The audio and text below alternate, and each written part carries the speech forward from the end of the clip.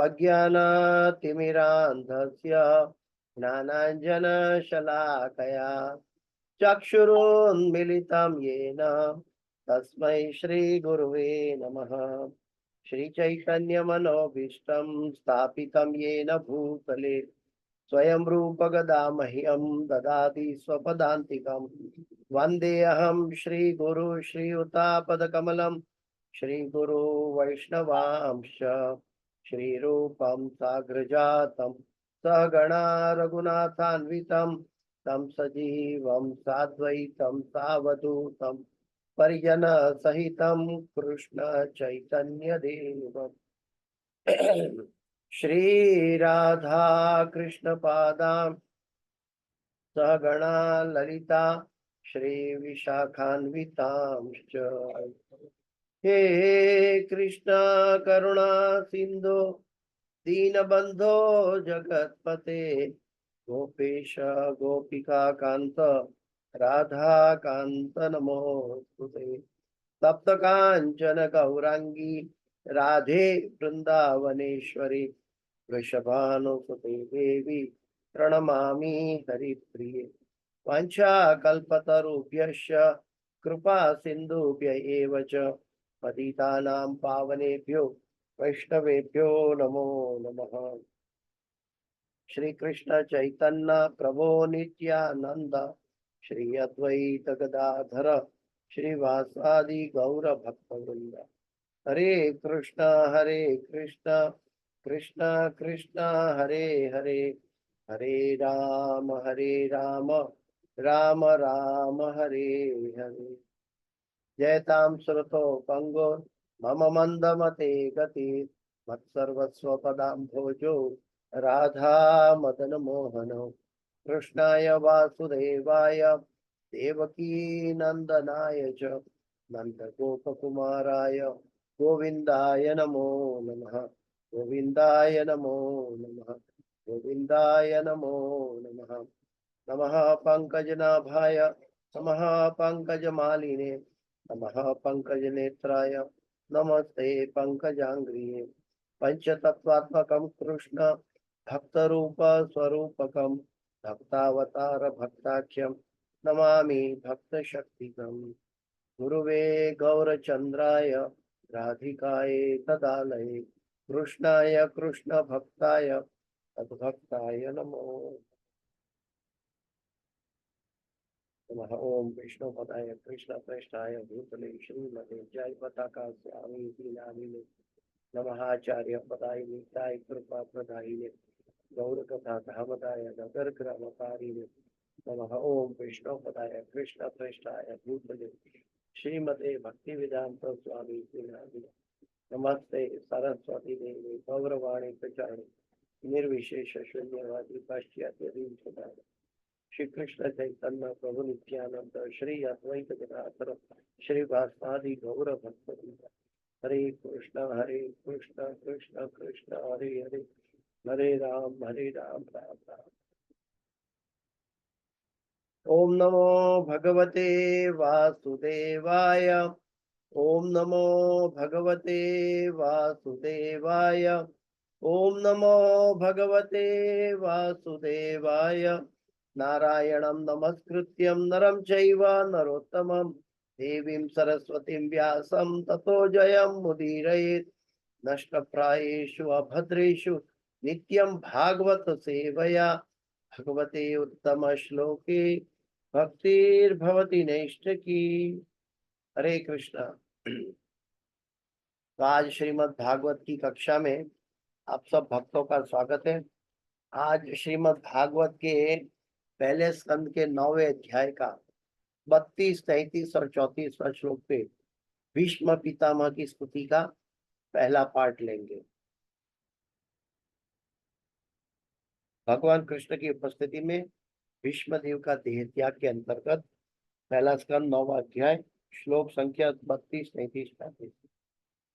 श्री भीष्म उवाच इतिमतिरूप कल्पिता वितृष्णा भगवती सात्वत पुंगवे विभूम्नि स्वसुखमुपगते क्वचिद्विहर्तुं प्रकृतिमुपेयुषि यद्भावप्रवाहम्।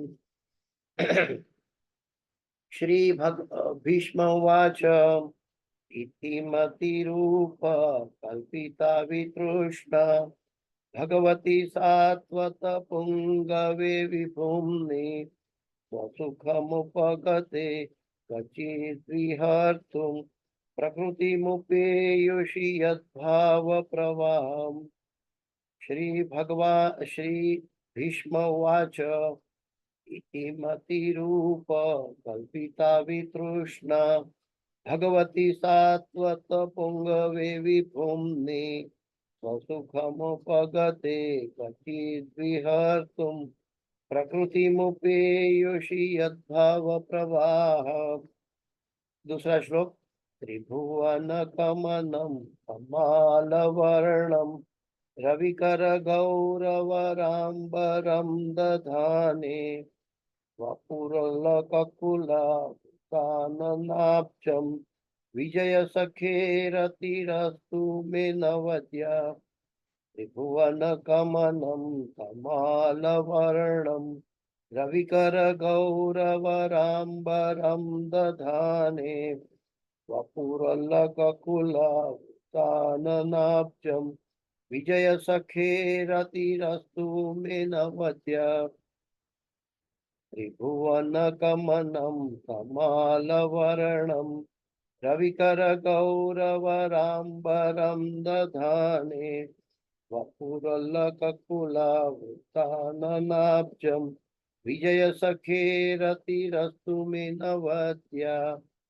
और आगे।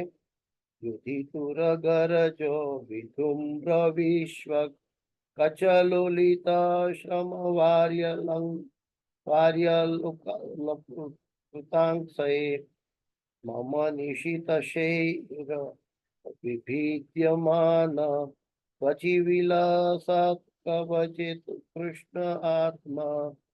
युधितुरगरजो विधुम्रविश्वक् गचलुलिताश्रमवार्यलुकृताङ्क्षये मम निशितशैर विभीद्यमान क्वचिविलसत् कवचेस्तु कृष्ण आत्मा। युधितुरगरजो विधुम्रविश्वक् गचलुलिताश्रमवार्यलुकृताङ्क्षये मम निशितशरै विभीद्यमान क्वचिविलसत् कवचेस्तु कृष्ण आत्मा। कोई दोहराना चाहता है तो दोहरा सकता है। हरे कृष्णा प्रभु प्रणाम। जय जय। जगत गुरु ठाकुर प्रभुपाद की जय, जगन्नाथ गुरु महाराज की जय, सभी उपस्थित वैष्णव भक्त वंदो की जय, ग्रंथ श्रीमद् भागवतम की जय। स्कंद 1 अध्याय 9 श्लोक नंबर 32।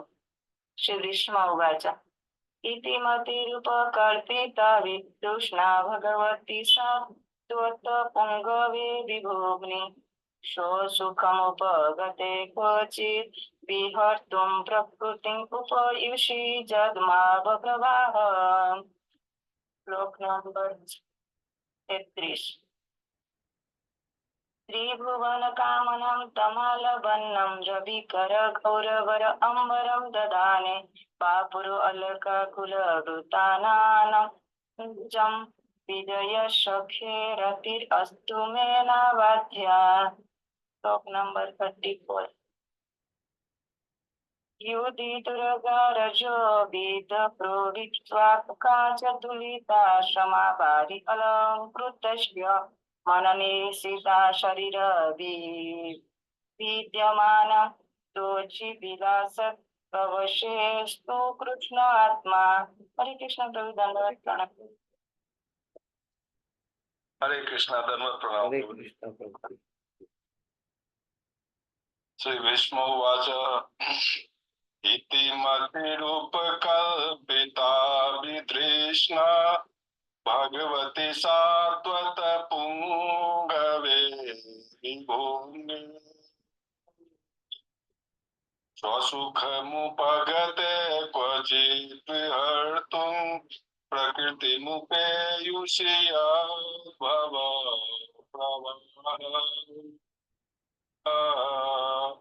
त्रिभुवन कमलं तमाल वर्णं रविकर गौरव ददामि बपुरल ककुलावृताननाभ्यं विजय सखे रतिरस्तु मे नवद्या युदितुर्गर्जो विधूम्र विस्पत कचलुलिता श्रमवाजलंगु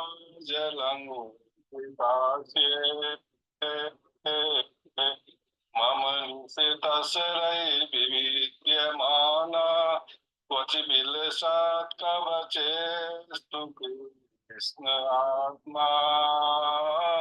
हरे कृष्ण। हरे कृष्ण, बहुत सुंदर। तो हरि बोल, हरि बोल। जी माता जी। नहीं प्रभु जी, मैं नहीं पढ़ पाऊंगी, आप चलो। हाँ, ठीक है, तो भीष्म देव प्रार्थना कर रहे हैं।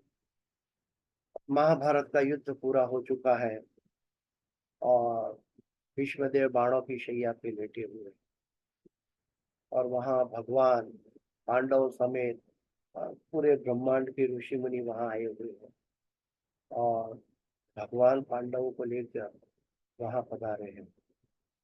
भगवान ये भी चाहते हैं कि युधिष्ठिर को उनको अभी पूरा राज्य उनको संभालना है, लेकिन उनके मन में दुख है महाभारत में जब जो संहार हुआ। तो भगवान चाहते हैं कि वो उनको मन की शांति देने के लिए भगवान स्वयं उपदेश दिए, फिर भी युधिष्ठिर महाराज को मन की शांति नहीं है। तो भगवान स्वयं चाहते हैं कि भीष्म पितामह युधिष्ठिर को सांत्वना दे। तो ये एपिसोड के अंदर भगवान युधिष्ठिर महाराज पांडव समेत पूरा परिवार समेत और ब्रह्मांड के सभी ऋषि मुनि समेत बाणशैया पे लेटे हुए भीष्म पितामह के सामने आए और भगवान के भक्त भीष्म पितामह ये भगवान से प्रार्थना कर रहे हैं। बहुत सुंदर प्रार्थना है, इसके अंदर तत्व को समझना बहुत जरूरी है, क्योंकि कभी कभी हमें लगता है कि ये बिल्कुल ऑपोजिट जैसा लगता है, लेकिन वास्तव में प्रभुपाद जी ने बहुत अच्छे तरीके से समझाया है कि वास्तव में क्या हो रहा है। आइए अनुवाद पढ़ते हैं और आगे का लेते लेते अनुवाद पढ़ते जाएंगे।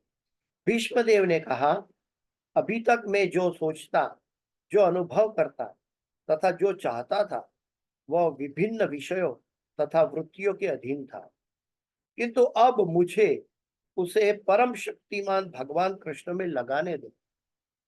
वे सदैव आत्मतुष्ट रहने वाले, किंतु कभी कभी भक्तों के नायक होने के कारण इस भौतिक जगत में अवतरित होकर दिव्य आनंद लाभ करते हैं। यद्यपि यह सारा भौतिक जगत उन्हीं के द्वारा सृजित है।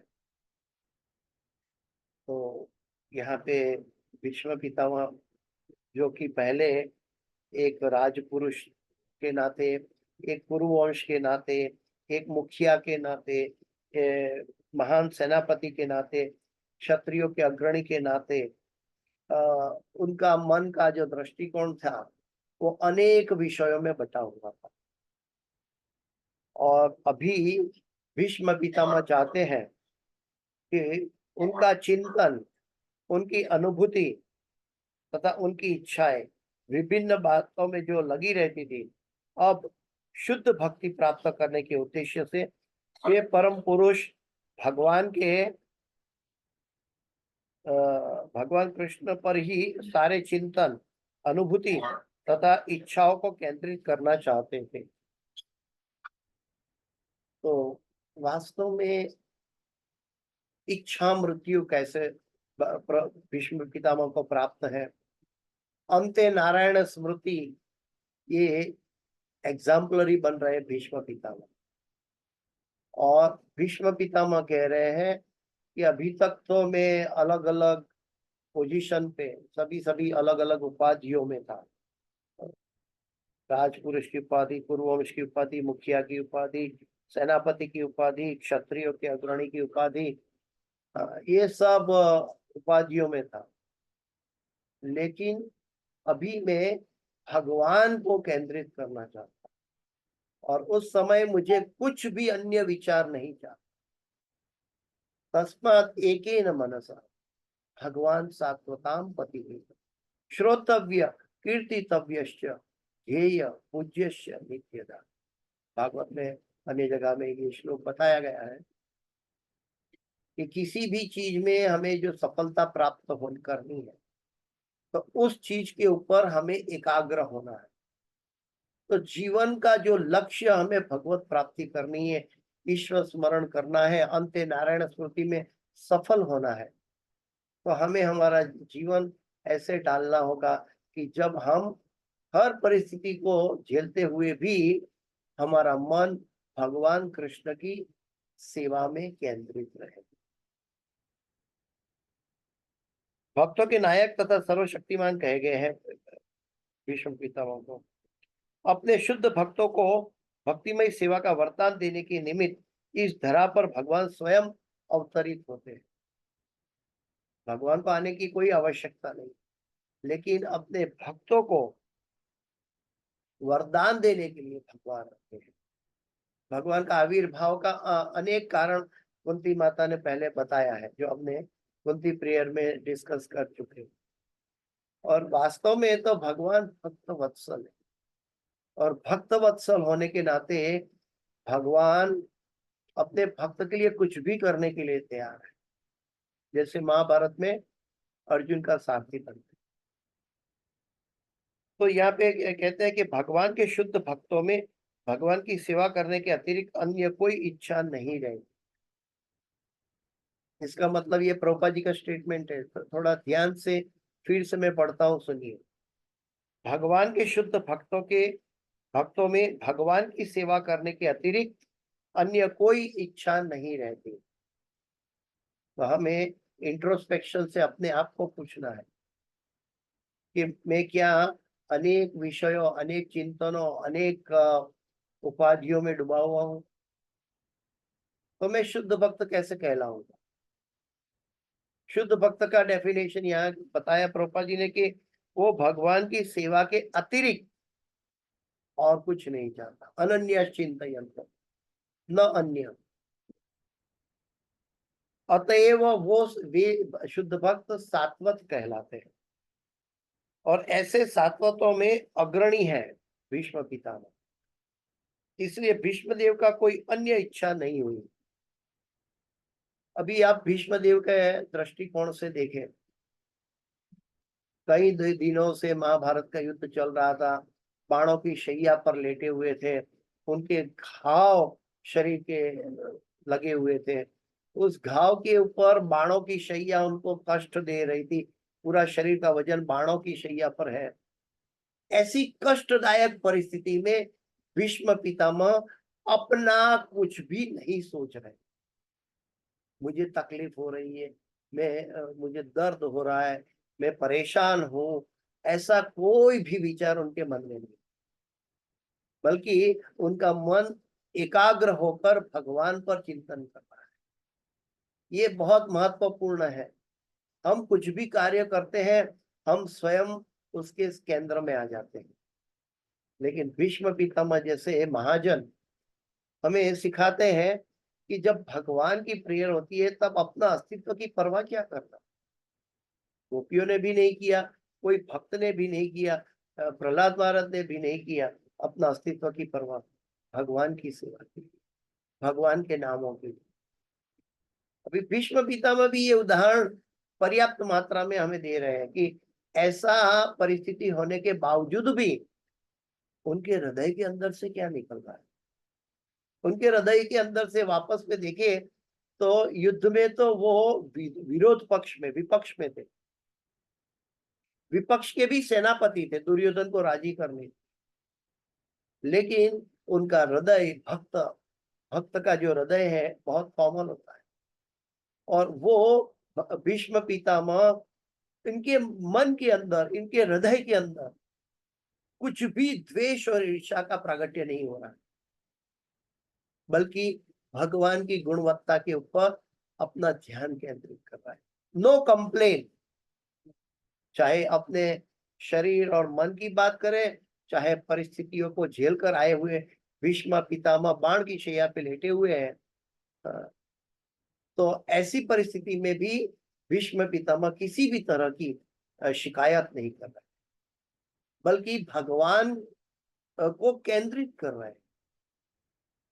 तो ये हमें सीखना चाहिए कि हमारी मेंटालिटी कहाँ छुपी हुई। कोई भी छोटा मोटा भला बुरा कह देते हैं ना, तो हम उससे बात करना बंद कर देते हैं, या तो 10 लोगों को बताते कि ये तो ऐसा है। लेकिन भीष्म पितामह पूरा महाभारत युद्ध लड़ने के बावजूद भी, हाँ, दिखने के समय वो अपोजिट पक्ष में थे, लेकिन एक महाजन है, एक भक्त है और अपना वचन निभा रहे हैं। ऐसी परिस्थिति में भी भीष्म पितामह भगवान को समर्पित है। अनेक विडंबना हो जीवन में, हर एक भक्त के जीवन में विडंबना होती है, तकलीफ होती है, फ्लेवर अलग अलग है सबको, कोई स्ट्रॉबेरी फ्लेवर है, कोई वेनिला फ्लेवर है, कोई बटर स्कॉच फ्लेवर, फ्लेवर अलग अलग है, लेकिन हमें इससे क्या लेना है। भगवान इसका इंडिकेशन कर रहे हैं कि भगवत गीता में बताया, मात्रा स्पर्शास्तु कौन्तेय शीतोष्ण सुख दुखदा आगमापायिनो नित्यम काम तितिक्षस्व पाप। हे भारत, तुम ये सब द्वंद्व को सहन करना सीखो। तो जब तक मनुष्य सभी प्रकार को भौतिक इच्छाओं से शुद्ध नहीं हो देता, तब तक भगवान उसके अगुआ नहीं बनते। भगवान सबके हृदय में परमात्मा के रूप में है, लेकिन जब तक हमारी भौतिक आसक्ति है, तब तक हम भगवान हमें उपदेश देते न उसको समझ सकते, न उसका पालन कर सकते। प्रभुपाद जी अन्य जगह में बताते हैं कि हमारे जीवन में, हमारी साधना में जब विपत्तियां आती है, स्ट्रगलफुल साधना होती है, 16 माला करने के लिए तकलीफ होती है, इसका मतलब है, प्रभुपाद जी समझाते हैं कि हमने अभी तक गुरु को प्रसन्न नहीं किया। जब गुरु को प्रसन्न नहीं होगा तो हमारी आध्यात्मिक उन्नति कैसे प्रस्थान है। तो ये बहुत जरूरी है कि भगवान हमारा अगुआ बनकर हमारा दौर तब संभालते हैं जब हमें इस जगत के सभी विषयों से, सभी इच्छाओं को मोड़कर हम भगवान की ओर ले जाए। ये एक सुकोमल वास्तविक सत्य है जो हम आर्टिफिशियल जिंदगी में जी रहे हैं, अपने आप को केंद्र में रखकर। हाँ, मेरा परिवार, मेरा मेरा आनंद, मेरी इंद्रियों का आनंद, मेरे शरीर की तंदुरुस्ती, मेरे परिवार का नाम रोशन हो, मेरी उपाधि, मेरी एजुकेशन, मेरे संतान, मेरा परिवार, ये सब नाशवंत है। इसके अंदर बुद्धिमान व्यक्ति वो कभी भी रमण नहीं करते। बुद्धिमान व्यक्ति तो रमण वहां करते हैं जहां गुरु और भगवान पसंद है। इच्छा को मिटाया नहीं जा सकता, लेकिन उन्हें केवल शुद्ध करना होता है। शुद्ध भक्त को उसके हृदय के भीतर से उपदेश देते हैं भगवान परमात्मा बनकर। ऐसा उपदेश किसी भौतिक हेतु के लिए नहीं, अपितु अपने घर भगवान के धाम वापस जाने के लिए दिया जाता है। कई बार कई लोगों का प्रश्न है, तो आतंकवादी तो भगवान की इच्छा से काम कर रहे हैं। ये एक बात गलत है। प्रभुपाद जी सटीक श्लोक लेकर आए हैं भगवत गीता से। यहाँ पे भगवत गीता के 10वें अध्याय का 10वां श्लोक, जो तो चतुश्लोकी गीता का, कि जो लोग भगवान की भक्ति कर रहे हैं, भगवान में अपना मन लगाकर आनंद ले रहे हैं, संतुष्ट हैं, ऐसे भक्तों के हृदय में भगवान ज्ञान प्रदान करते हैं। और किस लिए प्रदान करते हैं? ताकि वो भगवत धाम, भगवान कृष्ण तक पहुंच जाए। भगवान ऐसा ज्ञान प्रदान नहीं करते कि हम लोग आतंकवादी बन जाए या जड़ बन जाए, स्टबन बन जाए, नहीं। कभी कभी नए नए भक्ति में आते हैं तो अभी हम भक्ति के नियमों में क्या बोलते हैं कि स्टबन बन जाते हैं। नियम आग्रह और नियम आग्रह दोनों का अंतर नहीं समझ पाते। तो यहाँ शुद्ध भक्तों को उसके हृदय के भीतर से उपदेश देते हैं। ऐसे उपदेश कोई भौतिक हेतु के लिए नहीं, अभी तो अपने घर भगवान के धाम वापस जाने के लिए दिया जाता है। तो भगवान स्वयं भगवत गीता में ये उपदेश दे रहे हैं कि कैसे भगवत धाम वापस जाया जाए। शुरुआत करते हैं कि हम सब कुछ भगवान से हो रहा है तो हमारा मन शांत रहना चाहिए, चाहे अनुकूल परिस्थिति हो चाहे प्रतिकूल परिस्थिति हो। और फिर भक्तों के बीच में रहकर भगवान की लीलाओं की चर्चा करनी चाहिए, और ऐसा करने में उसको आनंद और संतुष्टि प्रदान होगी। और ऐसे करते रहने से भगवान उनके हृदय में प्रकट हो जाएंगे। तब भगवान अपने भक्त की डोर संभाल लेंगे। भगवान उस भक्त को एक बार हाथ पकड़ लेते हैं, कभी छोड़ते नहीं। ये हमारे कन्हैया है, ये हमारा भगवान। उन्होंने एक बार जिसका हाथ पकड़ा है कभी उसको गिरने नहीं देते। अपनी लीला के दरमियान कभी कभी ऐसा लगता है कि भक्त तकलीफ में, लेकिन भगवान की नजर सदा अपने भक्त पर बनी रहती है। भक्त वत्सल ऐसा नहीं है कि भगवान ने अपना नाता निभा दिया, एक काम कर दिया तो भक्त वत्सल कहना है, नहीं। भक्त वत्सल का अर्थ है वो अपने भगवान को वो अपने भक्त को किसी भी परिस्थिति में अपने दृष्टिकोण में, अपनी पैराफर्नालिया में हमेशा जागृत रखते और देखते हैं कि कहीं मेरा भक्त कोई द्विधा में ना आ जाए।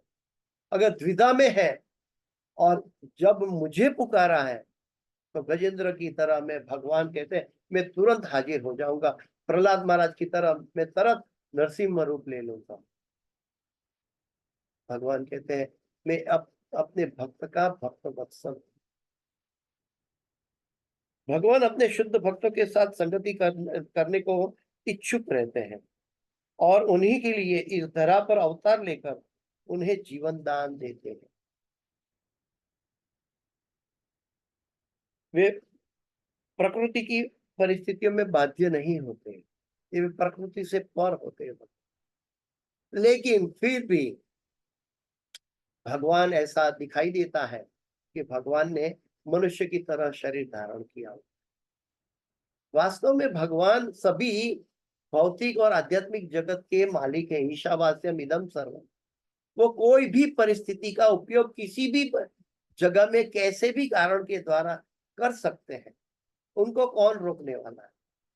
जैसे एक कंपनी, जैसे टाटा, रतन टाटा जैसे लोग, उनकी कई कंपनियां हैं, कई अबजों का व्यवहार है पैसों, लेकिन वो अपने कोई भी कर्मचारी को कोई भी बढ़ावा दे सकता है और उसको क्या बोलते हैं कि प्रमोशन देकर उनको खुश रख सकता है, उनको बाहर निकाल सकता है, कुछ भी कर सकते हैं।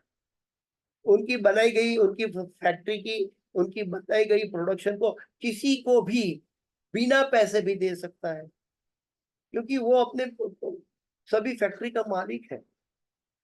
तो भगवान भौतिक जगत और आध्यात्मिक जगत के मालिक है, और भगवान भौतिक तत्वों का कोई भी उपयोग करके भी अपने भक्त की लीला, अपने भक्त का भक्त वत्सल बने रहते। मैं संक्षिप्त में कहूंगा, समय कम है इसलिए, कि जैसे कि अभी अभी मायापुर में गुरु महाराज कीर्तन करवा रहे थे। हजारों लोग सामने खड़े थे, पंच तत्व के सामने, और 15 मिनट के लिए गुरु महाराज आए। कीर्तन सुबह 9 बजे से लेकर रात को 10 बजे तक चलता था, लेकिन गुरु महाराज 15 मिनट के लिए आए कीर्तन करने के लिए, उनका स्लॉट था। अभी वो कीर्तन करने के लिए आए तो आज सभी लोगों ने देखा कि नित्यानंद प्रभु, चैतन्य महाप्रभु और श्रीवास आचार्य की आंखों से अश्रुधाराएं बह रही, और अद्वैत आचार्य और गदाधर पंडित की आंखों से अश्रुधारा नहीं बह रही। ये सब लोगों ने विटनेस किया, लाइव विटनेस किया। मैं भी वहां खड़ा था 2014 में, जब चैतन्य महाप्रभु की आंखों से अश्रुधाराएं बही, तब भी मैं भगवान गुरु महाराज की कृपा से वहीं खड़ा था। और 2014 के बाद 2023 में हुआ, और 2023 के बाद 2026 में। कीर्तन तो सुबह से रात तक चल रहा है, और हर समय जब गुरु महाराज का टर्न आता है तब ये घटना हुई। कई लोग कहते हैं कि वहां तो इतने भक्त थे, गर्मी बढ़ गई थी, तो ह्यूमिडिटी हो गई थी, इसलिए ह्यूमिडिटी की वजह से ये अश्रुधाराएं बही। जब हमारा मन और बुद्धि भौतिक प्रकृति के 3 गुणों में ग्रस्त रहता है, तो हम डिविनिटी आध्यात्मिक अनुभव नहीं कर सकते। हमारा हृदय, हमारा मन, हमारी बुद्धि कुंठित हो जाती है। तो इसकी वजह यह है कि पहले तो बात यह है कि ये 3 विग्रह से कैसे अश्रुधाराएं निकले। अगर ह्यूमिडिटी थी तो 5 विग्रह से अश्रुधारा बहनी चाहिए, पर ऐसा नहीं हुआ।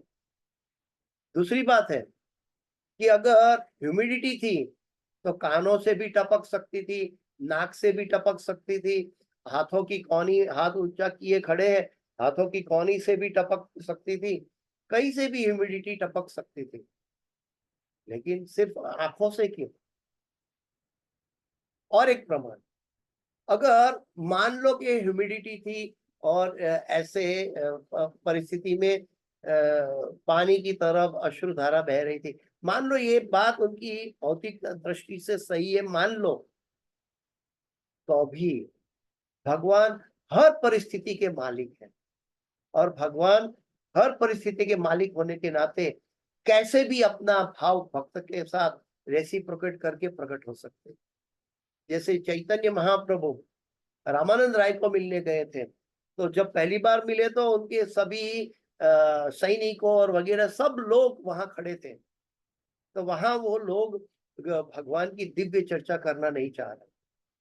फिर शाम को मिले, जब दोनों अकेले में मिले, तब दिव्य चर्चा हुई, पहले नहीं हुई। तो ठीक उसी तरह जब संसारी कर्मठ लोग हैं, तो उनके लिए भगवान ने सिर्फ ह्यूमिडिटी का प्रदर्शन किया, भौतिक चीजों का प्रदर्शन किया, लेकिन अपने भक्तों के लिए उन्होंने हृदय पर राज सिंहासन प्राप्त कर लिया भगवान ने।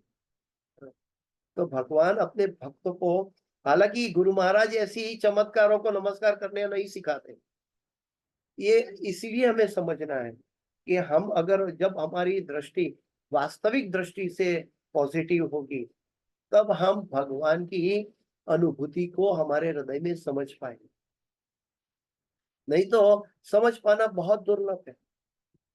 आप देखिए कि भीष्म पितामह महाजन है, और महाजनों ये न गतस्स पंथा, सब जानते हैं, और विपक्ष में रहते हुए भी उनका हृदय कृष्ण में स्थित है। तो इस संसार में हम कृष्ण से विपक्ष में खड़े हैं, हम भौतिकता में खड़े हैं, लेकिन हमारा मन कृष्ण में एकाग्र होना चाहिए। हम भी इस जगत के अंदर भीष्म पितामह की तरह विपक्ष में ही खड़े हैं, लेकिन हम दुर्योधन जैसा नहीं बनना है जिसमें द्वेष और ईर्ष्या भरा पड़ा है। हमें धृतराष्ट्र की तरह नहीं बनना है जिसमें द्वेष और ईर्ष्या भरा पड़ा है। हमें अर्जुन और युधिष्ठिर की तरह और भीष्म पितामह की तरह हमें ये देखना है कि भगवान कैसे प्रसन्न है। आगे चलते हैं, आगे के श्लोक में बताते हैं कि युद्ध क्षेत्र में जहां मित्रता व श्री कृष्ण के साथ रहे थे भगवान, इसलिए इस श्लोक में भगवान ने बहुत सुंदर वर्णन किया है कि मित्रता व श्री कृष्ण के साथ रहे थे। भगवान कृष्ण के लहराते केश घोड़ों की टापों से उठी धूल से धूसरित हो गए थे, तथा श्रम के कारण उनका मुख मंडल पसीने की बूंदों से भीग गया। मेरे तीक्ष्ण बाणों से बने घावों से इन अलंकारणों की शोभा उन्हें अच्छी लग रही थी। मेरा मन उन्हीं श्री कृष्ण के पास चले गया। यहाँ पे वर्णन है श्रीमद् भागवत में कि भीष्म पितामह के हृदय में क्या है। भीष्म पितामह ने युद्ध किया था, लेकिन उनके हृदय में क्या संचित हो रहा था।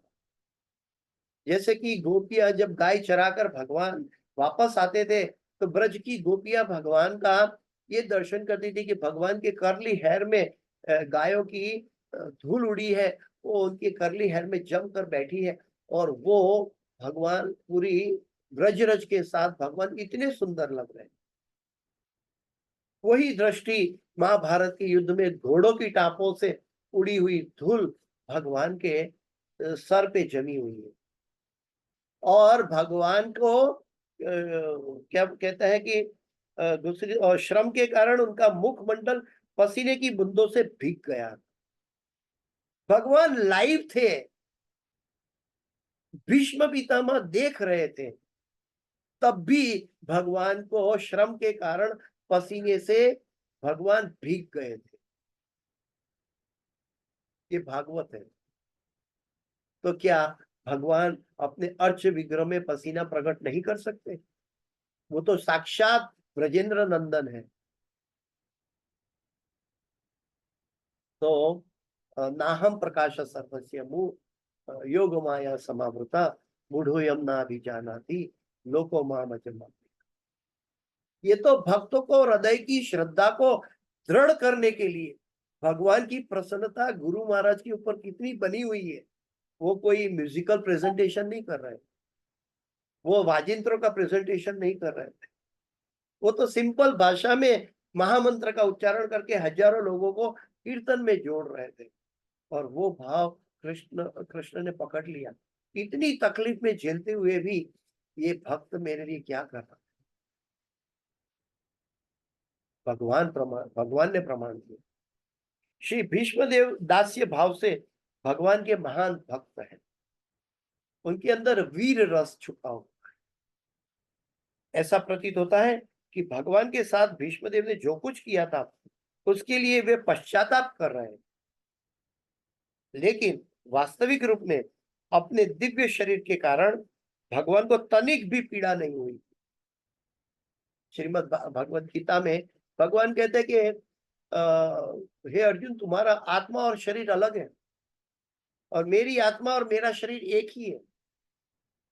ये दो बात कहते हुए, जब आत्मा अमर है, आत्मा को कोई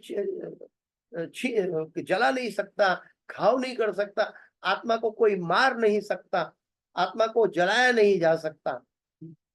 ऐसी आत्मा की अद्भुत श्रेणी का वर्णन श्रीमद् भागवत गीता के दूसरे अध्याय में बताया गया है। आत्मा की क्या क्या वैल्यू है, और वही आत्मा से भगवान का शरीर बना है, और उसी पर भीष्मदेव अपने भक्त बाण चला रहे हैं। तो दिखने में दुनिया के लोगों को दिखने के लिए घाव लगे हुए थे, लेकिन भगवान को अपने भक्त का पुष्प का हार मिल रहा है, ऐसा प्रतीत हो रहा है। देखिए, भगवान गोपियों के सामने भी चोर बनकर खड़े थे, तो भगवान को आनंद आ रहा था। मक्खन चोर, चित्त चोर, किसी को हम चोर कहेंगे तो कोई हमारे पर गुस्सा करेगा, लेकिन भगवान उसमें भी आनंद लुटा रहे। तो भगवान को कितने बाणों भीष्मदेव ने मारे थे, उस घाव के अंदर उनको भी शरीर से लहू बह रहा था, ऐसा दिखता हुआ प्रतीत हो रहा था। लेकिन भीष्म पितामह का दृष्टिकोण क्या है? वो ऐसे नहीं कहते कि हे मधुसूदन, अभी तुमने मेरे लिए बदला लिया था, तुम अभी ये तुमने गलत किया, अपने भक्त को ऐसे गलत अंदाजे से कार्य किया, तुमने मुझे घायल कर दिया, मुझे बाणों की शैया पे लेटा दिया। नहीं, भीष्म पितामह पूरा क्या कहते हैं कि ग्रेटिट्यूड है उनका। भीष्म पितामह युद्ध करते समय देख रहे थे भगवान को, लेकिन उनके मन के अंदर, उनके हृदय के अंदर भगवान के अलग अलग रूप कॉन्शियस में छप रहे थे। यानी कि स्थिर स्थापित हो रहे थे।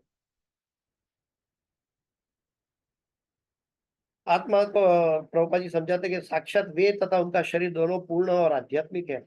आत्मा को तो न तो छेदा जा सकता है, न जलाया जा सकता है, न सुखाया जा सकता है, न गीला किया जा सकता है। इसकी विशद व्याख्या भगवत गीता में की गई है, प्रभुपाद जी समझाते हैं। तो भला भीष्म पितामह भगवान को कैसे घायल कर, लेकिन फिर भी ऐसा प्रतीत हो रहा। जब ये महाभारत के युद्ध का वर्णन है उसमें ये प्रतीत हो रहा था, तो आज के वास्तविक जगत में भी हमारी जैसे निकृष्ट लोग, मेरे जैसे निकृष्ट लोग, उसके समक्ष भगवान किसी भी तरह से प्रकट होंगे तो हमें तो कैसा अनुभव होगा कि ये तो ह्यूमिलिटी है। वास्तव में ये भगवान का अपने शुद्ध भक्त के साथ अंतरंग रेसिप्रोकेशन है। क्योंकि मूर्तावस्थ वे इस तथ्य से अनजान थे कि भगवान कभी मारे नहीं जा सकते। भीष्म का पश्चाताप तथा भगवान की करुणामय मुद्रा दोनों ही अद्वितीय है, प्रभुपाद जी लिखते हैं। महान आचार्य विश्वनाथ चक्रवर्ती ठाकुर जो माधुर्य रस में स्थित है, वो बताते हैं कि भीष्मदेव के तीक्ष्ण बाणों से भगवान के शरीर में उत्पन्न हुए घाव उन्हें उसी प्रकार आनंददायक लग रहे थे जिस प्रकार प्रबल कामेच्छा से भगवान के शरीर में प्रेमिका की चुटकी, भगवान किसी गोपीगण या कोई प्रेमिका है भगवान की, उसमें एकदम तीव्र कामेच्छा है और वो भगवान से हंसकर बात कर रही है और जैसे हाथ से चुटकी भरी है भगवान। और चुटकी भरना एक क्षति पहुंचाने का अर्थ है। तो एक प्रेमिका अपने प्रेमी कृष्ण को चुटकी भर के एक क्षति पहुंचाने की कोशिश करती है। बिल्कुल विश्वनाथ चक्रवर्ती ठाकुर माधुर्य रस में बताते हैं कि भीष्मदेव का बाण भी भगवान को ऐसा लग रहा है। देखिए संत जनों का क्या अभिप्राय है। हम संत जनों के अभिप्राय से ही भगवत धाम और भगवान के बारे में चिंतन कर सकते हैं। कभी कभी किसी पहाड़ को देख के चैतन्य महाप्रभु कहते थे, अरे मैं तो ये तो गिरी गोवर्धन है, और मूर्छित हो जाते। कभी कभी समुद्र का दर्शन करके यमुना मानकर वो मूर्छित हो जाते हैं, ब्रज भूमि को देखकर मूर्छित हो जाते हैं। और हमें तो वास्तविक यमुना सामने है तो अभी हमारा हृदय परिवर्तन नहीं है। वास्तविक गिरिराज गोवर्धन है तो अभी हमारा हृदय परिवर्तन नहीं है। जिस प्रकार प्रबल कामेच्छा, सॉरी, प्रेमिका के द्वारा इस प्रकार की चिकोटी काट जाना, चाहे वो शरीर के घाव क्यों ना हो, शत्रुता का प्रतीक नहीं माना जाता। वो शत्रुता नहीं है बल्कि प्रेम का एक अंग है। अतएव भगवान तथा उनके भक्त श्री भीष्मदेव के बीच जो युद्ध हुआ वह दिव्य आनंद का आदान प्रदान था। भगवान और भक्त के बीच में हमेशा दिव्य आनंद बना रहता है। जब तक भौतिकता है तो हमें भौतिक जगत के दुख दिखाई देंगे, लेकिन सच्चिदानंद से जुड़े हैं तो हम आनंद में स्थित रहेंगे, क्योंकि भगवान आनंद के आधार। भगवान की त्वचा भगवान से भिन्न नहीं है और हमारी त्वचा हमारी आत्मा से भिन्न है। अतएव हमारे लिए विभिद्यमान अथवा रगड़ खाया एवं कटा शब्द अत्यंत उपयुक्त होगा। दिव्य आनंद कई तरह का होता है और इस जगत में जितने भी कार्यकलाप है वे दिव्य आनंद के उल्टे प्रतिबिंब मात्र है।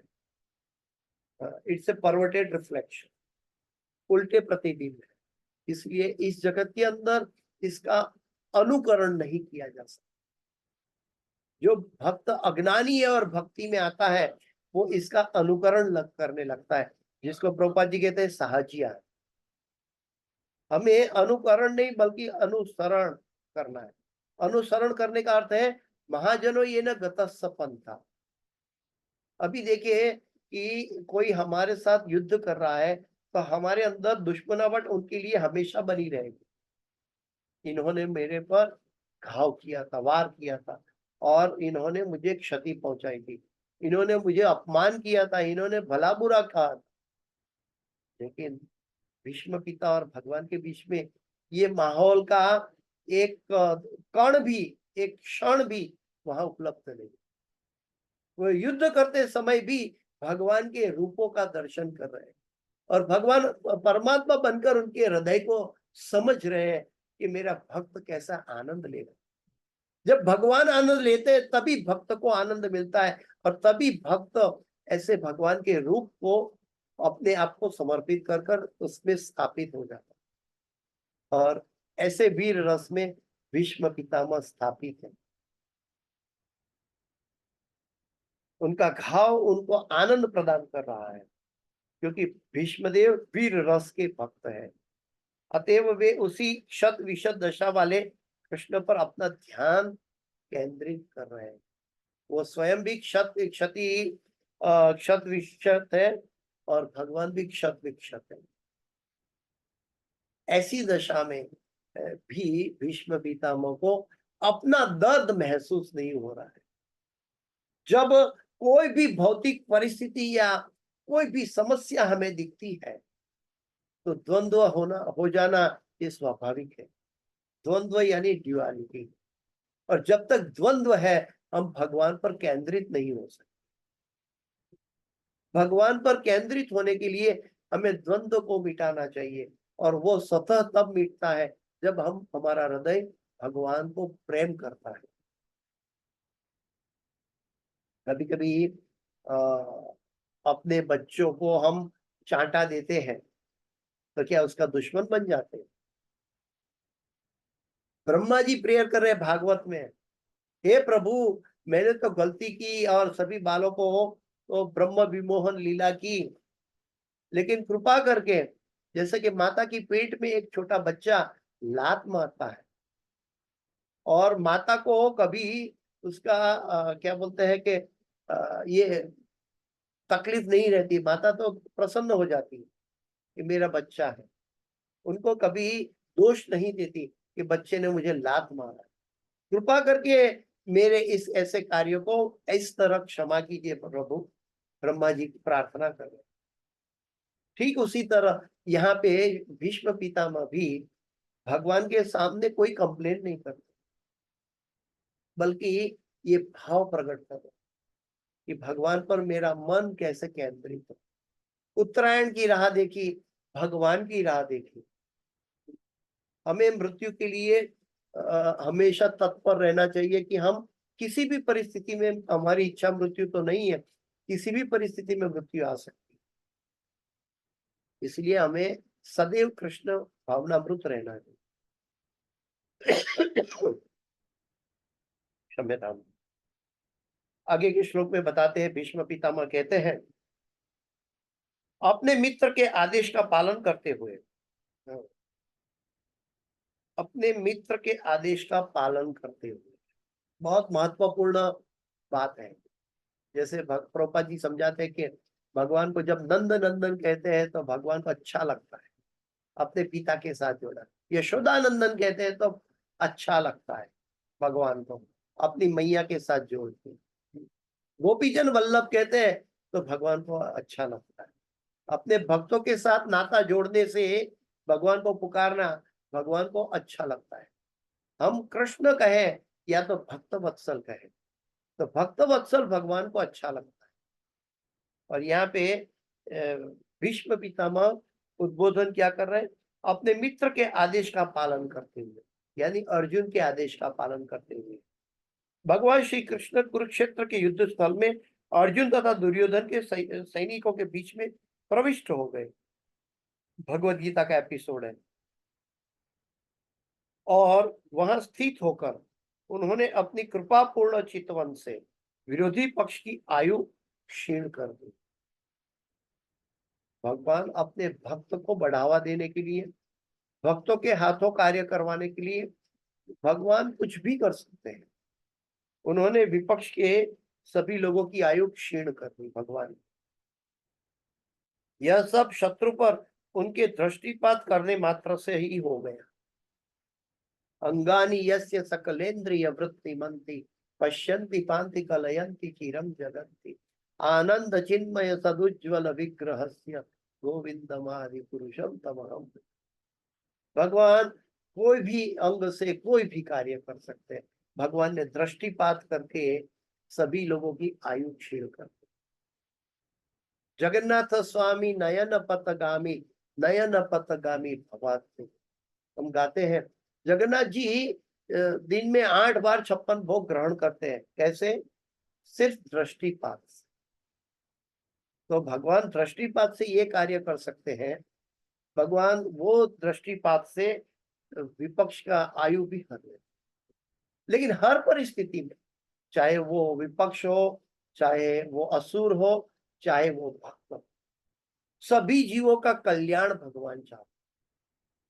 भगवान मारकर भी तारते हैं और भक्तों के साथ प्रेम का विनिमय का आदान प्रदान भी करते। तो यहाँ पे ये बहुत महत्वपूर्ण है कि भगवान अर्जुन ने अच्युत भगवान श्री कृष्ण को आज्ञा दी कि वे उसके रथ के को सैनिकों की व्यू के बीच में ले चले। उसने उन्हें आज्ञा दी कि वे वहां तब तक ठहरे जब तक युद्ध में आए हुए उन शत्रुओं का निरीक्षण पूरा न करें। तो अपने मित्र के आदेश का पालन करते हुए भगवान श्री कृष्ण कुरुक्षेत्र के युद्ध स्थल में अर्जुन तथा दुर्योधन के सैनिकों के बीच में प्रविष्ट हो गए और वहां स्थित होकर उन्होंने अपनी कृपापूर्ण चितवंश विरोधी पक्ष की आयु क्षीण कर दी। यह सब शत्रु पर उनके दृष्टिपात करने मात्र से ही हो गया। मेरा मन उन श्री कृष्ण में स्थिर हो। ऐसी परिस्थिति में भगवान के अपने भीष्म पितामह अपने मन को भगवान की ऐसी परिस्थिति में स्थिर करना चाहते हैं। युद्ध क्षेत्र में जहां मित्रता व श्री कृष्ण के साथ रहे थे, भगवान कृष्ण तो लहराते केश, घोड़ों की टापों से, ये हमने देख लिया। तो इस जगत में भी कई कार्यकलाप है, वे दिव्य आनंद के उल्टे प्रतिबिंब मात्र है। परम स्वभाव के होने के कारण वो वहां तरह तरह के उन्माद से रहता है और भगवान उस घाव में आनंद प्रदान कर रहे थे, क्योंकि भीष्मदेव वीर रस के भक्त थे और क्षत विक्षत दशा वाले कृष्ण पर अपना ध्यान स्थिर कर रहे थे। ये हमने पढ़ लिया। तो कहने का तात्पर्य यह है कि भीष्म पितामह जैसे महाजन से हमें समझना है। हमें अगर महाजनों ये न गत पंथा की और अगर जाने की हमारी इच्छा है, तो सबसे पहले हमारे अंदर ग्रेटिट्यूड होना चाहिए। किसी भी परिस्थिति में कभी भी मेरे साथ ही ऐसा क्यों होता है, ये प्रश्न नहीं, बल्कि मेरे अंदर क्या कमियां है इसलिए ये हो रहा है, मेरे कैसे कर्म है इसलिए ये हो रहा है। ऐसा समझकर हमें शांत रहकर भगवान की दी हुई परिस्थिति में भगवान को अपने मन में, हृदय में बसाए रखना।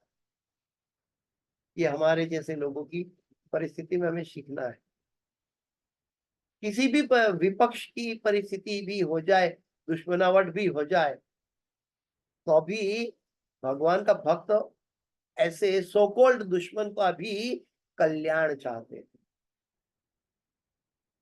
भगवान के भक्त और भगवान का एक ही उद्देश्य है। जब एक भक्त दूसरे भक्त से दुश्मनावट होने के बावजूद भी दुश्मनावट नहीं रखते और कल्याण की बातों करते, कल्याण करते, एक दूसरे को मदद करते, आनंद देते हैं, तब वो भक्त भगवान के हृदय में प्रविष्ट हो जाते हैं। भगवान उसका अगुआ बन जाते हैं और वो भगवान का प्रेम को पाने के लिए योग्य कैंडिडेट बन जाता है। हर परिस्थिति में हमारे अंदर भौतिक कंप्लेन नहीं, बल्कि आध्यात्मिक रस कहाँ छुपा हुआ है और मैं कैसी मानसिकता में खड़ा हूँ।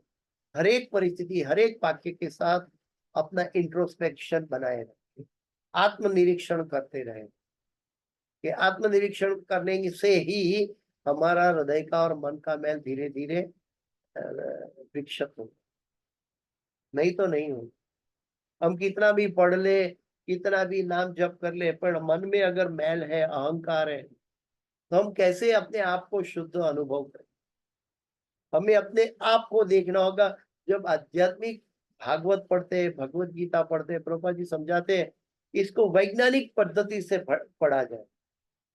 वैज्ञानिक पद्धति का मतलब है कि ये भागवत का रसायन और मेरी मानसिकता का रसायन के साथ कैसे रिएक्ट हो रहा है।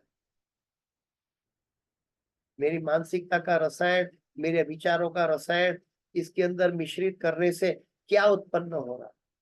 क्या इसके अंदर कोई एटम बम बन रहा है, या इसके अंदर कोई सुंदर रस उत्पन्न हो?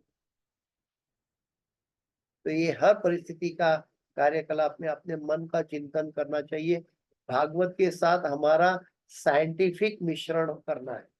मन के साथ साइंटिफिक मिश्रण का अर्थ है हमें हर परिस्थिति के, प्रभुपाद जी के हर एक वाक्य के साथ अपने आप को देखना है कि मैं कहाँ खड़ा हूँ, प्रभुपाद जी क्या बता रहे हैं, भीष्म पितामह क्या कह रहे हैं भगवान के सामने। ये परिस्थिति में हमें महाजनों ये ना गत सपंथा करना है। ठीक है, तो समय पूरा हो चुका है। इस क्लास की मैं अपनी वाणी को विराम देने जा रहा हूँ। इस क्लास की कोई भी सुकृति है मेरे गुरु महाराज हिज होलीनेस जय पताका स्वामी आचार्यपाद गुरु महाराज की है, और इस क्लास के अंदर कोई भी गलती, क्षति या त्रुटि रह गई है मेरी अपनी है, कृपया मुझे क्षमा करें। वांछाकल्पतरुभ्यश्च कृपा सिंधुभ्येव च पतितानां पावनेभ्यो वैष्णवेभ्यो नमो नमः। अनंत कोटि वैष्णव वृंद की जय। शिल प्रभुपाद की जय। भीष्म पितामह की जय। श्रीमद् भागवतम की जय। शिल प्रभुपाद की जय। गुरुदेव महाराज की जय। समावेत भक्त वृंद की जय। किसी का कोई प्रश्न है?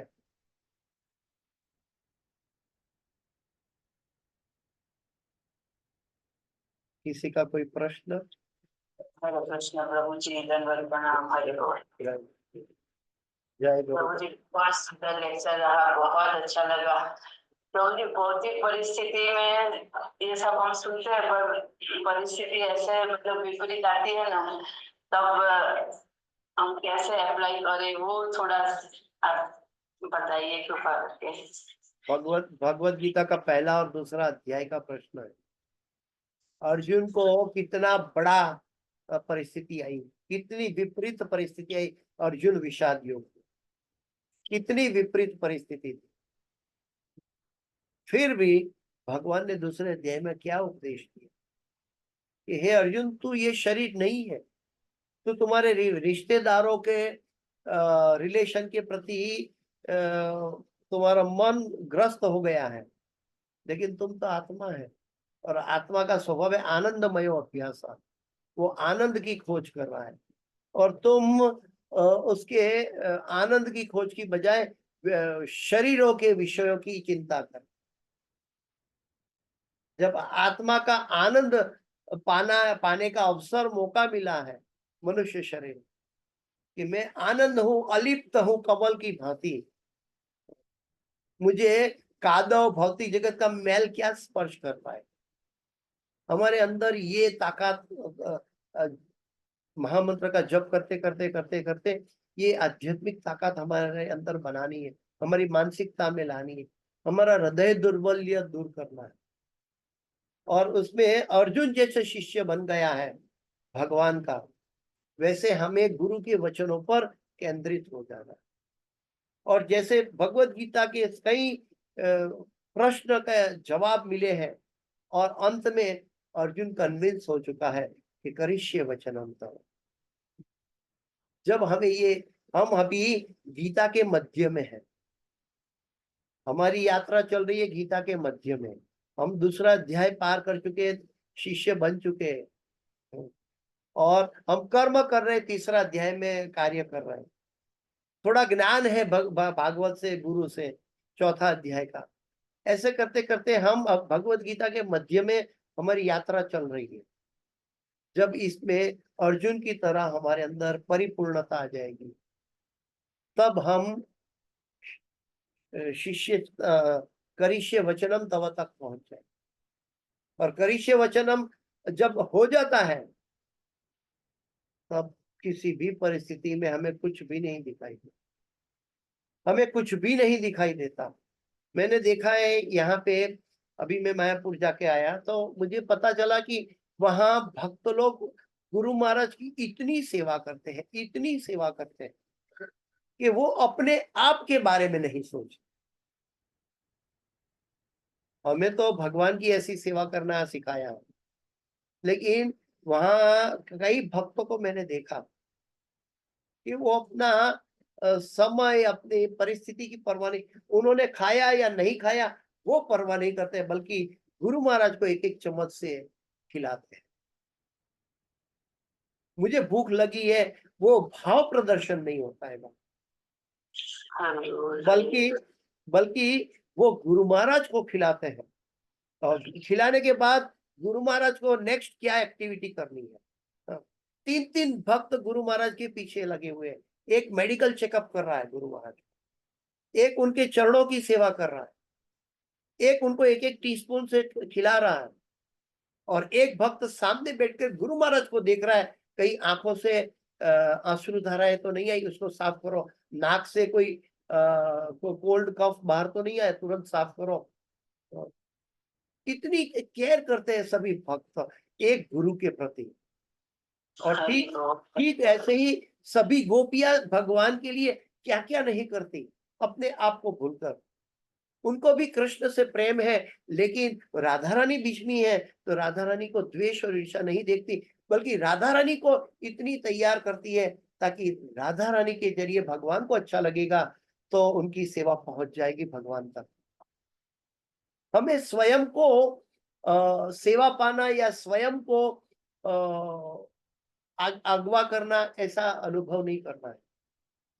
हमें कैसे अल्टीमेट सेवा हो जाए, हम कोई भी सेवा मिल गई, हम उस सेवा में निष्णात नहीं है, तो जो व्यक्ति निष्णात है उसका हम सेवक बन जाना है। ऐसा नहीं कि प्रभु जी वो सेवा कर रहे हैं मुझे नहीं मिल रही है, नहीं, ऐसा भाव कभी पैदा नहीं करना। यानी कि इस भौतिक जगत में जो व्यक्ति विपरीत परिस्थिति में है, उनके ऊपर ईर्ष्या और द्वेष नहीं बल्कि करुणा का भाव रखना।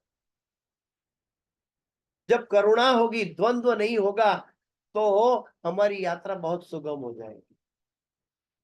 हम हमारे साथ जिसके साथ भी अनबना है, हम तुरंत ही उसको माफ करना चाहिए। पता नहीं किस क्षण मेरा या उनका अंतिम क्षण हो और बिछड़ जाए, ये कर्म का नाता हमें फिर से जन्म लेने के लिए मजबूर कर देगा।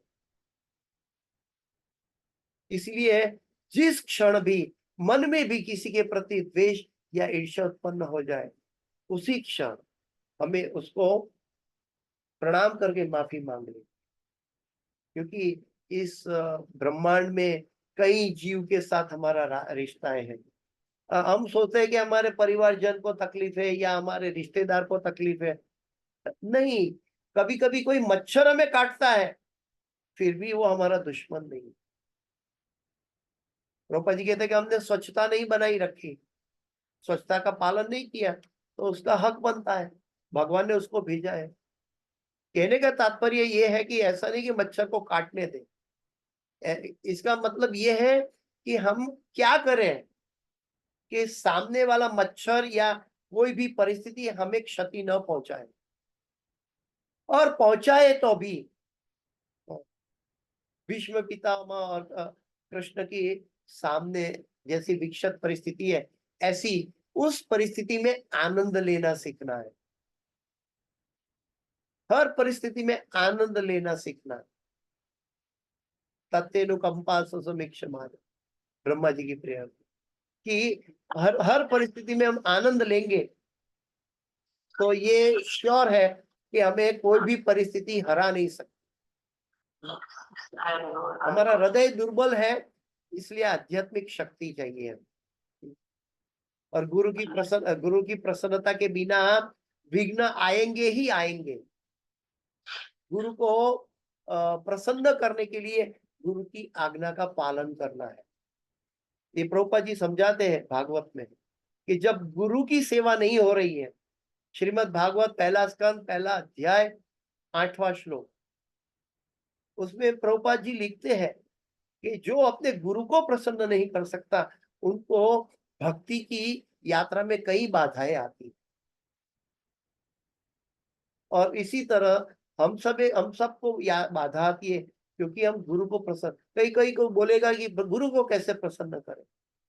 गुरु मुख पद्म वाक्य चित्ते ते कोरिया ऐक्य, और ना कोरी हो मने आशा। यस्य प्रसादात भगवत प्रसादो, यस्य अप्रसादात नगति कुतोति। ये कोई बोलने वाले, गाने वाले कोई पोयम नहीं है, ये एक एक शब्द का गूढ़ मीनिंग है। और सबसे पहले जैसे सुबह में उठते हैं, गुरुवाष्टक से शुरुआत हो,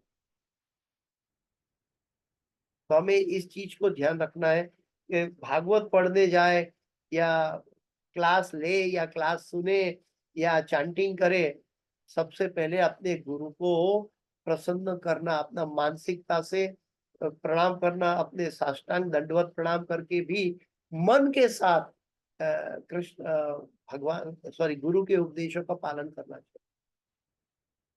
तब द्वंद्व नहीं दिखाई देगा, तब विपत्तियां नहीं दिखाई देगी, तब हम सिर्फ भगवान में स्थित रह पाएंगे। ठीक है माता जी? बहुत सुंदर आपने बताया प्रभु जी। और ये अभी हमारा उतना लेवल नहीं है, क्योंकि माध्यम सही नहीं रहता है तो फिर हम कुछ सेवा नहीं कर पाते। उस बात के लिए बहुत दुख मिलता है कि हम कुछ नहीं कर पा रहे हैं। देखिए, बड़े बड़े आचार्यों ने कहा है कि हमारा लेवल नहीं है, तो हमें इसके ऊपर भी हमें उदासीन नहीं होना। हमारा लेवल नहीं है तो हमें लेवल पाने के लिए करना है, वो क्या हम कर रहे हैं? लेवल नहीं है बैठ के हम वहीं के वहीं रह जाएंगे?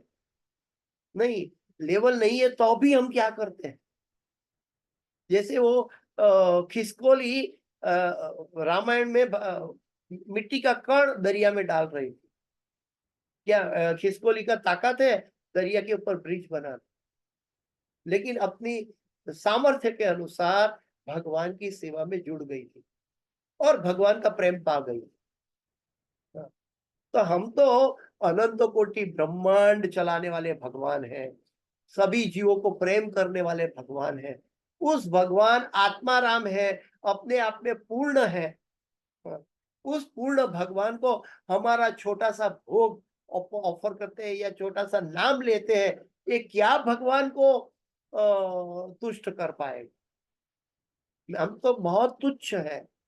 लेकिन इतना जब करने के बाद भी अगर थोड़ी भी भक्ति और प्रेम जुड़ा हुआ है, तो भगवान हम भगवान को खरीद लेंगे। और भक्ति और प्रेम नहीं है, चाहे तुम 56 भोग भी अर्पण करो दुर्योधन की तरह, भगवान उसको ठुकरा देंगे।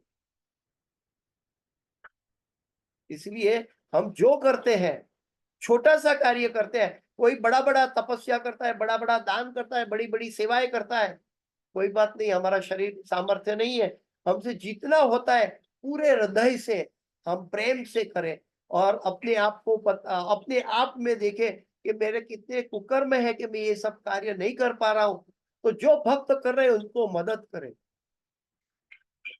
और ऐसे करने से हमारी सेवा से भगवान संतुष्ट हो जाए। जो हम भगवान के साथ नाता नहीं जोड़ सकते, तो हम गुरु के साथ सेवा करके भगवान का नाता का अनुभव कर लेंगे, क्योंकि गुरु भगवान से जुड़े हुए हैं। हरे बोल, हरे बोल। थैंक यू प्रभु, thank you so much. Hare Krishna, जय गुरुदेव, जय गुरु। हरे कृष्णा। तो आगे आगे का कार्य किसी का और कोई प्रश्न तो नहीं है ना? तो फिर आगे का कार्य कर सकते हैं। गुरु महाराज अभी सफारी में, शायद उनका क्लास हो सकता है। ओके, हरे कृष्णा। समवेत भक्त वृंद की जय। वाञ्छाकल्पतरुभ्यश्च कृपा सिन्धुभ्येव च पतितानां पावनेभ्यो वैष्णवेभ्यो नमो नमः। अनंत कोटि वैष्णव वृंद की जय। श्रील प्रभुपाद की जय। गुरुदेव महाराज की जय।